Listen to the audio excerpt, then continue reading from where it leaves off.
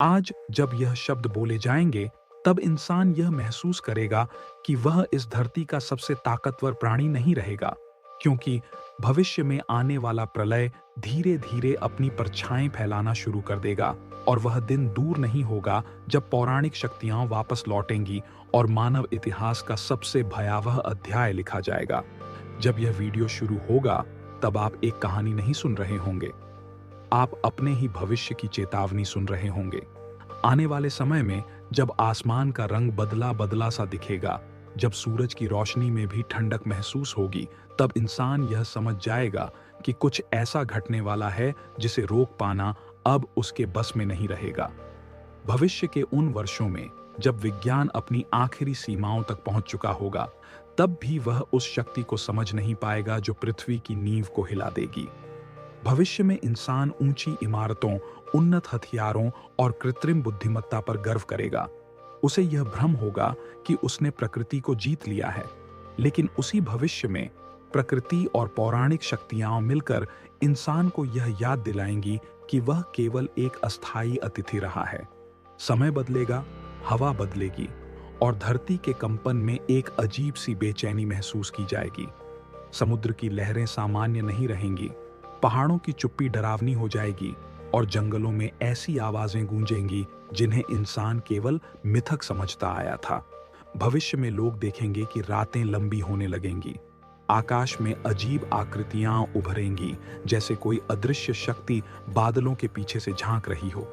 वैज्ञानिक इन घटनाओं को आंकड़ों में समझाने की कोशिश करेंगे, लेकिन हर गणना असफल हो जाएगी, क्योंकि यह केवल प्राकृतिक बदलाव नहीं होंगे, यह उस प्रलय की शुरुआत होगी जिसकी भविष्यवाणी हजारों साल पहले की गई थी। उस भविष्य में प्राचीन ग्रंथों में लिखे शब्द फिर से चर्चा में आएंगे। लोग हंसेंगे, लोग इनकार करेंगे, लेकिन घटनाएं उन्हें चुप करा देंगी। मंदिरों, गुफाओं और खंडहरों में छिपे संकेत जाग उठेंगे। इंसान यह समझने लगेगा कि जिन पौराणिक शक्तियों को वह कहानियां मानता आया था, वे कभी गई ही नहीं थीं। वे केवल सही समय का इंतजार कर रही थीं। भविष्य में जब धरती का संतुलन बिगड़ने लगेगा, तब इंसान अपने हथियारों की ओर देखेगा, लेकिन ये हथियार किसी काम के नहीं रहेंगे, क्योंकि जिन शक्तियों का आगमन होगा वे भौतिक नहीं होंगी। वे समय, चेतना और ऊर्जा से बनी होंगी। उनका उद्देश्य नष्ट करना नहीं होगा, बल्कि संतुलन को वापस लाना होगा, चाहे इसके लिए मानव सभ्यता को ही क्यों न मिटाना पड़े। आने वाले समय में शहरों की रोशनी एक एक कर बुझने लगेगी, बिजली के ग्रिड फेल हो जाएंगे, संचार प्रणाली ठप पड़ जाएगी। इंसान पहली बार महसूस करेगा कि वह कितना असहाय है। जिस तकनीक पर उसे घमंड था, वही उसे धोखा दे देगी। तब वह आसमान की ओर देखेगा और उसे ऐसा लगेगा जैसे कोई उसे देख रहा है, पर वह कोई इंसान नहीं होगा। भविष्य में कुछ लोग होंगे जो पहले ही इस बदलाव को महसूस कर लेंगे। उन्हें सपनों में संकेत मिलेंगे, उन्हें प्राचीन भाषाओं में आवाजें सुनाई देंगी। वे समझ जाएंगे कि प्रलय केवल विनाश नहीं लाएगा, बल्कि एक नए युग की नींव रखेगा। लेकिन उस नए युग में इंसान का स्थान क्या होगा, यह सबसे बड़ा प्रश्न बन जाएगा। जब भविष्य की धरती कांपने लगेगी, तब महासागर अपनी सीमाएं तोड़ देंगे, पानी शहरों में घुस जाएगा, रेगिस्तान हरे होने लगेंगे और हरे भरे इलाके बंजर हो जाएंगे।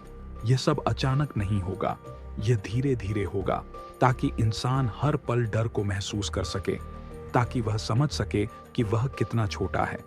भविष्य में लोग एक दूसरे से सवाल करेंगे, क्या यह अंत है? क्या यह वही प्रलय है जिसके बारे में पूर्वज चेतावनी देते आए थे? लेकिन जवाब किसी के पास नहीं होगा, क्योंकि जवाब देने वाली शक्तियां अब प्रकट होने लगेंगी। उनकी उपस्थिति हवा में महसूस होगी, उनकी ऊर्जा से समय की धारा ही बदल जाएगी। इंसान यह भी देखेगा कि कुछ स्थानों पर अजीब रोशनी प्रकट होगी, कहीं से अग्नि उठेगी, कहीं से बर्फ।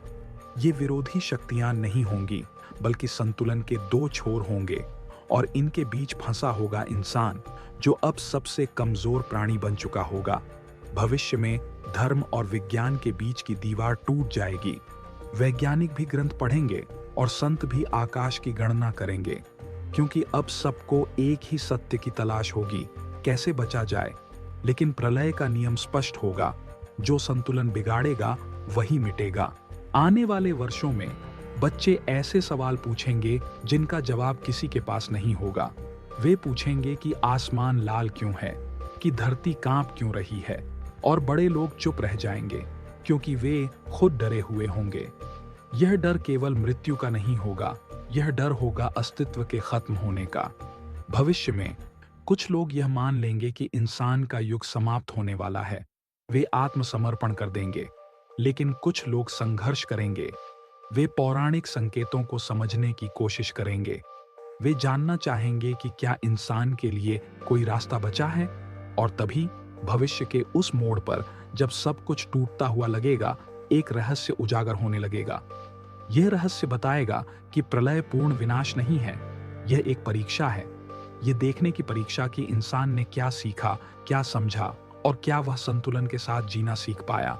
लेकिन यह रहस्य हर किसी को नहीं मिलेगा। केवल वही इसे समझ पाएंगे जो अहंकार छोड़ देंगे, जो खुद को इस धरती का मालिक नहीं बल्कि संरक्षक मानेंगे।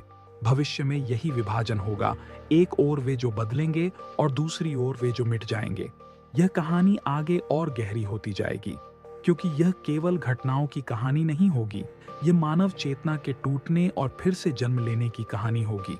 यह बताएगी कि कैसे इंसान सबसे कमजोर बनकर भी एक नई शुरुआत की उम्मीद रखेगा। और अभी तो यह केवल शुरुआत होगी। आने वाले भाग में प्रलय का असली स्वरूप सामने आएगा। पौराणिक शक्तियां पूरी तरह प्रकट होंगी और इंसान को अपना अंतिम निर्णय लेना होगा, या तो वह बदलेगा या फिर इतिहास बन जाएगा।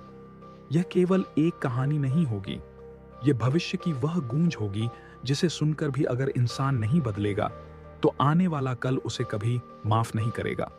भविष्य के उस क्षण के बाद जब इंसान यह मान लेगा कि सब कुछ खत्म होने वाला है, तभी असली प्रलय अपने पूर्ण रूप में प्रकट होने लगेगा। यह कोई अचानक गिरने वाला अंधकार नहीं होगा, बल्कि एक ऐसी धीमी प्रक्रिया होगी जिसमें हर दिन इंसान खुद को थोड़ा थोड़ा टूटता हुआ महसूस करेगा। आकाश में गूंजती हुई वह ध्वनि अब और स्पष्ट हो जाएगी, जैसे कोई प्राचीन शक्ति पृथ्वी की आत्मा को जगा रही हो। भविष्य में लोग देखेंगे कि समय अब पहले जैसा नहीं बहेगा। कुछ स्थानों पर एक दिन कई दिनों जितना लंबा महसूस होगा, तो कहीं वर्षों का समय कुछ घंटों में सिमट जाएगा। घड़ियां काम करना बंद कर देंगी, कैलेंडर अर्थहीन हो जाएंगे। इंसान समझ जाएगा कि वह अब समय को नियंत्रित नहीं कर रहा, बल्कि समय उसे नियंत्रित कर रहा है। पौराणिक शक्तियां अब छिपी नहीं रहेंगी, उनकी उपस्थिति हवा में कंपन बनकर महसूस होगी। कहीं अग्नि अपने आप प्रकट होगी बिना किसी कारण के, कहीं जल स्थिर होकर शीशे जैसा कठोर दिखेगा, कहीं धरती फटकर प्रकाश उगलने लगेगी। यह सब किसी दंड की तरह नहीं होगा, बल्कि संतुलन की वापसी की तरह होगा। भविष्य में इंसान अपने पुराने इतिहास को याद करेगा। वह समझने की कोशिश करेगा कि कहां गलती हुई थी, उसने प्रकृति को क्यों चुनौती दी, क्यों खुद को ईश्वर से ऊपर समझा। अब हर टूटती इमारत, हर सूखता हुआ जंगल, हर डूबता हुआ शहर उसे उसका उत्तर देगा। कुछ लोग तब भी इनकार करेंगे, वे कहेंगे कि यह सब अस्थायी है, कि विज्ञान कोई समाधान निकाल लेगा। लेकिन उनके शब्द खोखले लगेंगे, क्योंकि उनके पीछे खड़ा डर अब छिपा नहीं रहेगा। उनकी आंखों में वही प्रश्न होगा, अगर यह अंत नहीं है तो फिर यह क्या है। भविष्य में कुछ स्थानों पर लोग इकट्ठा होंगे, वे प्रार्थना करेंगे, ध्यान करेंगे और अपने भीतर झांकने की कोशिश करेंगे। उन्हें एहसास होगा कि असली लड़ाई बाहर नहीं, भीतर है। पौराणिक शक्तियां इंसान से युद्ध नहीं करेंगी, वे उसके अहंकार से युद्ध करेंगी। तभी भविष्य के उस निर्णायक समय में एक सत्य स्पष्ट होने लगेगा। यह प्रलय इंसान को मिटाने नहीं आया है, बल्कि उसे बदलने आया है। लेकिन यह बदलाव आसान नहीं होगा। इसके लिए त्याग करना होगा, झुकना होगा और यह स्वीकार करना होगा कि इंसान अकेला नहीं है। जो लोग यह समझ लेंगे, वे धीरे धीरे इस उथल पुथल में भी शांति महसूस करने लगेंगे। उनके आसपास भले ही सब कुछ टूट रहा होगा, लेकिन उनके भीतर कुछ नया जन्म ले रहा होगा, एक नई चेतना, एक नई समझ। लेकिन जो लोग अपने अहंकार से चिपके रहेंगे, उनके लिए यह भविष्य और भी भयावह बन जाएगा। उन्हें हर तरफ केवल विनाश दिखेगा। वे भागेंगे, छिपेंगे, लड़ेंगे, लेकिन अंत में थक जाएंगे, क्योंकि प्रलय से लड़ाई नहीं की जा सकती, उसे समझा जा सकता है।